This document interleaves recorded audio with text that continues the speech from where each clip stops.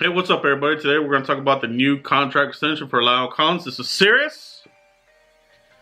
Cap mode 100-year limited edition gold stamp blue star. Okay, so let's do it. Let's do it. All right, because the Cowboys did it. They gave Lael a contract extension here. You know, the Cowboys have talked about, and there's been rumors that there would be some other contracts potentially coming out. You know, maybe not Zeke, but some people that we haven't really thought about. You know, and obviously one of them was Tyron Smith. Well deserved for Jalen. Lael, you know, I didn't see this one coming. I don't think a lot of fans did. You know, to be honest, you know, it is a 5-year extension. Take a look at the details here. Albert Beer, a 5-year deal, $50 million new money. 20 fully guaranteed, 35. So basically, $35 million guaranteed. That's tops amongst tackles and guarantees. So he is number one there. This whole notion of a team-friendly deal, these deals just are not team-friendly. I mean, they're good deals, but they're not team-friendly. Team-friendly to me is something that's not in the top 5, maybe top 10, but not top 5. So these numbers put him in the top 5 category at his position. It is good money, you know, and it is arguably, you know, there's an argument, you know, for this, that he's just an average player. You know, some people say he's an average player. Some people love him. Some people that don't really like him now with the contract, they love him now. Okay, so I've seen some love affair out there on Twitter, but you know, you go back to last season, and Vach, he's one of the guys that I really look to when you know, you're breaking down some film.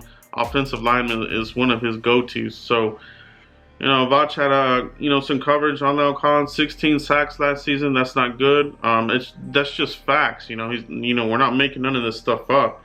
He will give up sacks. He will give up penalties, false starts. I'm one that thought that he was going to be out the door, especially with the signing of Connor McGovern.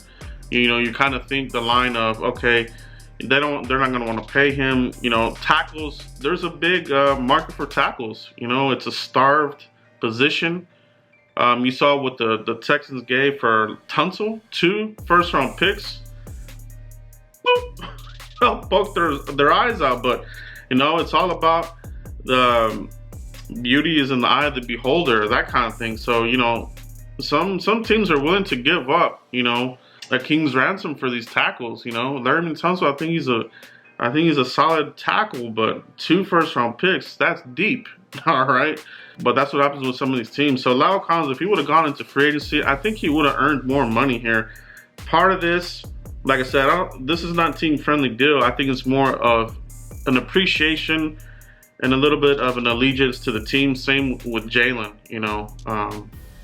Not you know, typically, I mean, the Jalen deal and this deal, you know, they're still top in their position, so they're not team friendly. They're not max deals, you know, like we see in the NBA where you're breaking the bank, but they're not team friendly per se. You know, team friendly to me is outside of top 5. You know, your 1 or 2 year deal vets that you're getting on the cheap, your undrafted guys. Those are team friendly deals. All right. The use of team friendly has become too loosely used.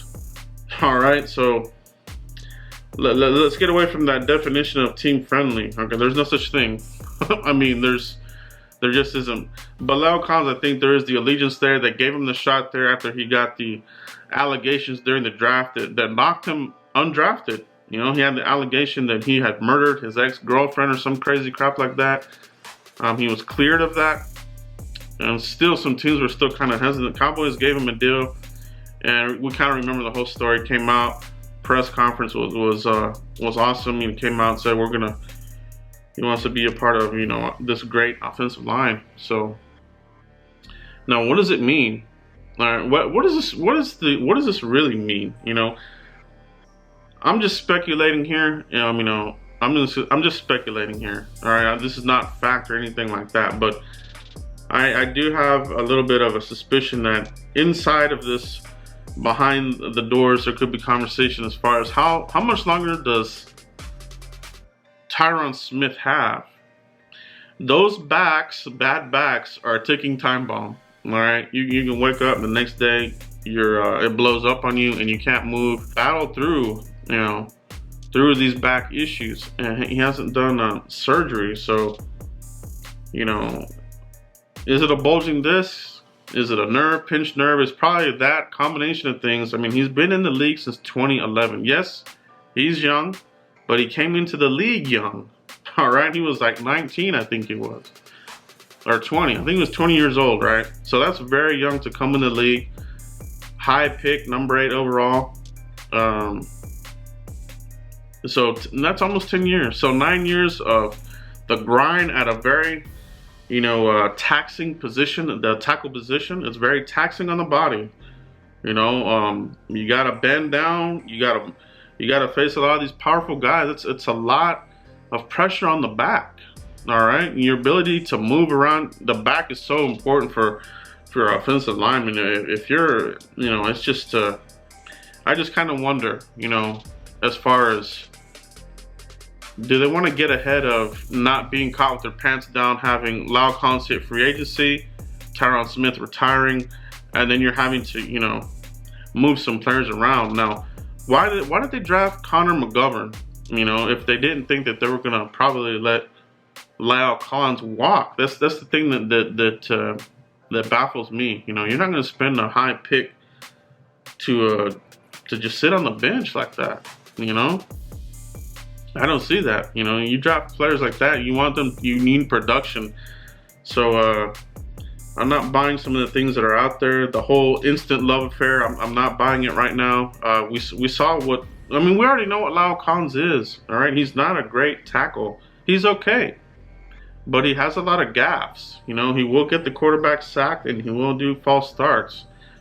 You start thinking about, how much better is he really than Doug Free? I remember specifically during last season, during some of the games, some people were saying, hey, I miss Doug Free. That's how bad some of this stuff was getting last season. So let's not forget about that. Let's not forget about the history here. Does money make a player play better? Sometimes it does. Sometimes it doesn't. Albert Hainsworth, these kinds of guys come to mind. We'll see how Lael Collins plays this season, but let's just remember what kind of player he is. I'm glad we're not having to worry about this, but it does make me wonder about Tyron Smith. All right, that is the position that I'm worried about, because then you are having to shuffle players around. The whole thinking was we're gonna probably move, Connor Williams to right tackle, plug in Connor McGovern there at left guard next to Tyron Smith, and you're in business mauling people left and right. Now the conversation is, okay, well, we have Lael Collins now, Connor Williams at left guard, and now where are we going to put McGovern? Backup center, he's played center, but Looney, he's probably going to go in free agency, so maybe that, but I just, it's a high pick to use on a backup lineman. So to me, they're just kind of preparing themselves, and that's not a bad thing. That's not a bad thing at all. You are the good thing that comes out of this contract is you are protecting yourself. All right, you're protecting yourself from a Tyron Smith injury, because you don't have to worry about that right tackle. Love or hate the play of Lael Collins, you're gonna have those players that fans that love Lael Collins play, and fans that just don't really like him. All right, but at least with this, you do have an option of kicking out, Connor Williams to left tackle if you want. He played it at Texas, played it at a high level. All right, people are gonna bring up the arms, that kind of thing. If you can play, you can play. He's very athletic. And the thing with him, with the left side, you're going to have to face some of these speed guys. And he has enough athleticism to offset some of those types of issues that sometimes I think are a little bit overblown. All right, so then also you could also have the possibility of Lael Collins to left tackle, Connor Williams to right tackle. So next off season is going to be another interesting season for the Cowboys, because there's no end. These contracts are starting to come one after another. Okay, now, one interesting note, Bobby Belt, one guy that I really trust. He makes a good point here that also Tyron Smith, if he were to be a cap casualty next season, the Cowboys over the next 4 years would save $40 million. And so they would save $40 million over the next 4 years. Take a look at this. So here's just a little screenshot of Tyron Smith's paid schedule. Potential out 2020, 4 years, $40 million. So that's what Bobby Belt's talking about there. If you need money for some of these upcoming contracts, this could be where they pull it from. All right, it is what it is. This game is business. All right, and you know, if you're looking to maneuver some money. Yes, we do have cap space, but it is starting to, that pie is starting to shrink, as Jerry Jones says. But at the end of the day, the Cowboys, they're very crafty with their contracts. So, you know, I don't see us being in cap hell ever again. But even if we were, the Cowboys, even when they were in cap hell, were able to make some moves and sign some big ticket people. So I think we're fine there. But if you're looking for some money, you know, if it gets down to it, because you are going to have Dak Prescott, whether it be a franchise tag or a new contract, Amari Cooper, and then you're going to have to, and then the Reaper's coming for the secondary. All right, that's coming up.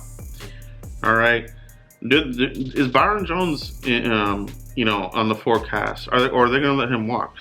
Or, you know, what about Xavier Woods? All right, this guy is looking like a player. Do you want to keep him? I say yes. Chido Wuze, another secondary player you want to keep. So time is ticking for this team. So the window, like we talk about, it is open right now. This team is primed for a good playoff run, but they really gotta hit on it this season. It's do or die for Jason Garrett. Let me know what you guys think about this contract. You know, how do you see it? Do you see it at face value as just an extension? Are you worried about Tyron Smith in the long term? You know, do you feel that this deal might be kind of tied to it in some facet? You know, and that kind of thing. I think it's a very interesting conversation. You know, I think it's a very interesting conversation. Let me know what you guys think. Hit like on this video, and continue to like, subscribe, and share, guys. I'll see you for the next video. Peace.